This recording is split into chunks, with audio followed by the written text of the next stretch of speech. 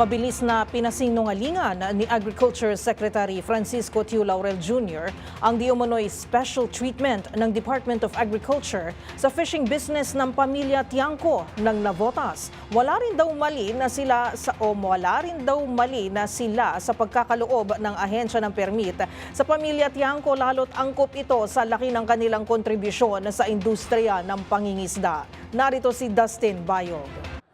Pinabulaan ng Department of Agriculture o DA Secretary Francisco Tiu Laurel Jr. ang pagbibigyan ng special favor umano sa malaking fishing business ng pamilya ni Navotas Representative Toby Tiangco.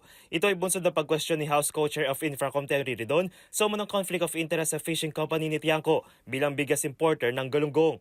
Sa panayam sa DZRH, ipinaliwanag ni Laurel na hindi special favor ang pagbibigyan ng permit sa Trans-Pacific Journey Fishing Corporation ng pamilya ni Tiangco dahil nakabase raw ang kanilang alokasyon sa bilang ng isda na kanilang binibenta sa local market. Basically, ang formula namin is kung pwede nakahuli ka ng 1,000 tonelada ngayong buwan. Diba? Ilan ba dyan ang binenta mo sa local market? So yun ang basihan mo ngayon kung anong percentage ng allocation mo kasi kayo yung tumutulong magpakain sa mamamayang Pilipino. Nauna na rin sinabi ng kalihim sa Kamara na nararapat lamang kanila nakuha dahil silang may pinakamalaking volume ng isda na inilalabag sa bansa. Samantala, paliwalag naman ng kalihim kung bakit hindi nito pinagbigyan ng request to import ng 3 kumpanyang in-endorse ni Ako Bicol Representative Saldico ay dahil hindi naman ito parte ng industriya. Kung hindi ka nag-invest sa industriya, saka